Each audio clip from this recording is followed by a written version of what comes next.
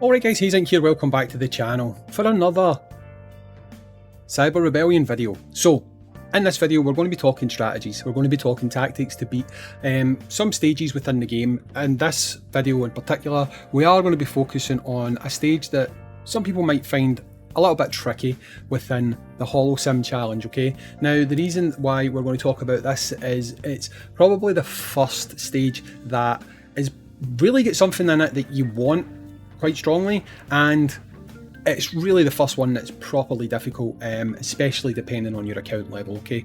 So it's actually going to be CANDIDO, and he has got a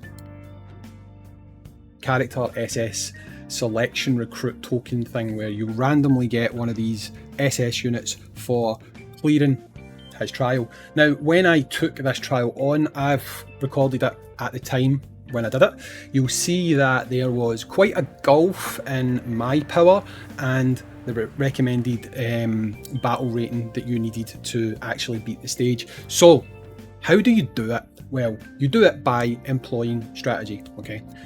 One thing I'll say about this game is it does allow you to punch above your weight. Some games, those kind of battle rankings or whatever we're calling it, power, they are a good indicator of how you're going to beat a stage or not, okay? On this game, I'd say that you can punch a decent bit above what it says that you can kind of punch above, okay?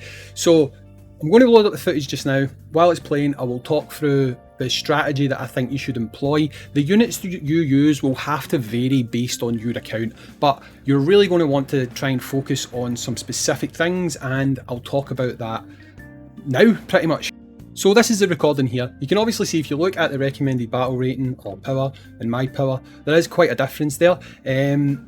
But we got through it. I'll explain probably the best way that you can tackle this. So first off, let's talk about team, okay? Now, wait a minute, try and pause this in a bit of a better looking screen that's not covered in actual mess. Right, so with this team, what I went for was I needed a shield, okay? I do recommend you have some form of tank unit, okay? The S rank tanks are probably the best option, to be completely honest. They're both very good tanks. You've got the one I'm using, and you've also got the guy we're fighting. He's an S rank tank as well. He can go into your team. The S version of him, not this version. What you're looking for as well is some kind of unit that can provide some form of healing, okay?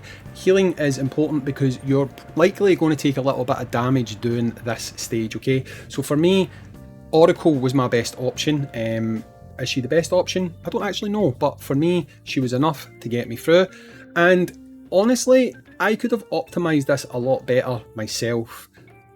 With this, the best option that you can do is actually running single target attackers, right?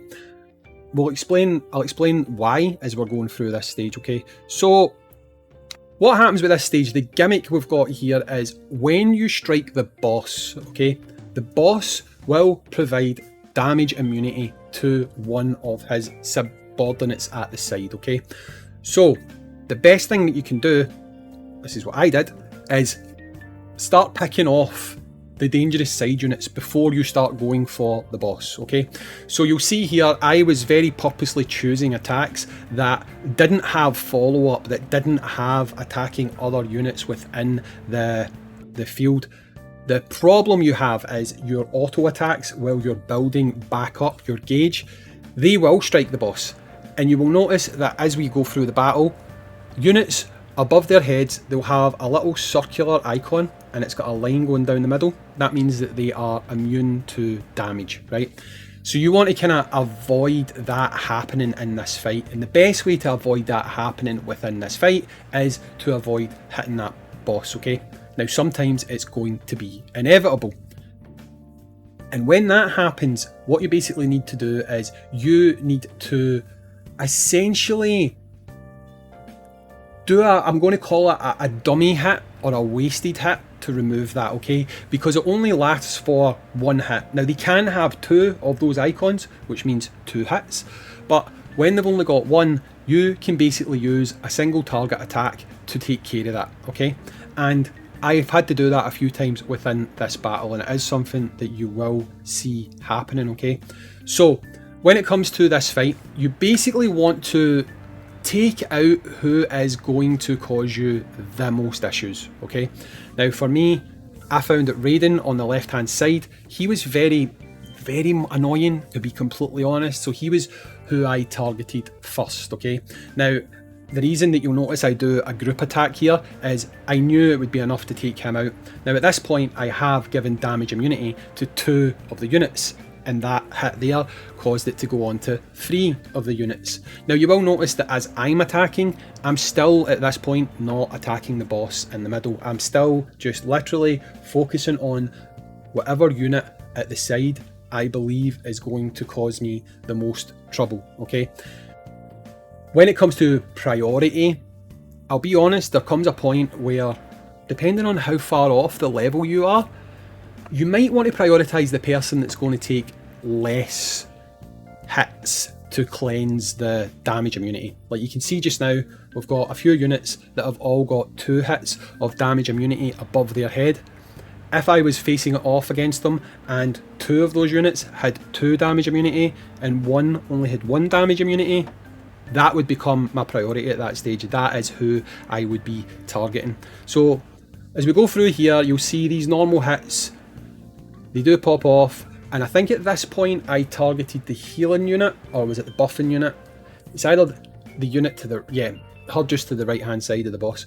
So here again, same strategy. That first move I've done, that is going to completely take away any damage immunity that she's got. The second hit coming from my Deadeye, I forget his name, Eric, is going to do a hell of a lot of damage now because she's no longer got that. And then this final hit, it will kill her. There is going to be some follow through, which will likely give them damage immunity again, but that's absolutely fine.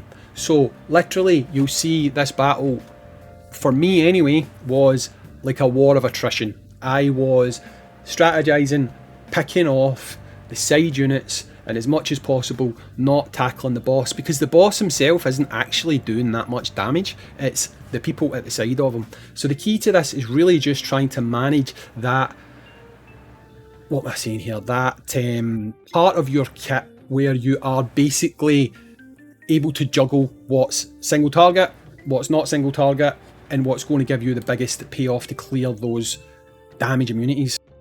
So as we move through here, you'll see that at this point, it is really just pretty much a case of whittling them down. It's really not difficult. The thing that I'll say about this game that I really strongly kind of advocate for now is really think about playing manually, right? I know for a lot of people, auto makes it really easy. Auto is super dumb, right? Straight up, auto in this game is beyond dumb. It will have moves lined up that it can easily win the fight. It could easily make the right move and help you win the fight, but instead it goes for a completely different option, which to me makes no sense. It makes absolutely no sense whatsoever, and it actually hamstrings you, and it makes things like this challenge a hell of a lot more difficult. So again, you could probably make your life easier than I did on this battle if I had more single target attackers and I had less area of effect attackers. It would probably have gone quickly, because a lot of the attacks were triggering the damage immunity on the side units, and I was having to waste a single hit to take out the damage immunity. Like this one did nothing, follow up does big damage. At this point you don't need to worry because the boss is dead, and as long as you can survive at this point, you're pretty much going to win, because this unit gets, it's had it already, last stand, unless they're the final unit I believe, and at that point they'll just die when it's game over, so to speak. So for me, I think this is the kind of strategy that will beat this stage for you, right? Again, the boss's gimmick is you hit the boss is going to give his underlings, his support units, he's going to give them damage immunity. Key to it, don't hit the boss. Don't hit the boss. The boss isn't going to do much to you, he's just going to put up shields and stuff and not actually cause you that much damage. Again, I think what you really want to do when you go into the battle is consider taking in your own shield or tank unit for survivability, take in at least this one support unit who is going to give you healing, And at that point, you just want to take 3 strong attackers with you, who's going to provide high impact single target damage. That way you can just pop these units off without worrying about setting up that damage immunity and causing yourself a headache. At the end of it, you will get yourself a double S unit absolutely free by beating the stage. And yeah, now this is the key to beating the final stage, but this scales down. It's the same strat all the way through essentially. So go for it. Let me know how you got on. That is your key to beating Holo Battle 3. Candido, I think it is it.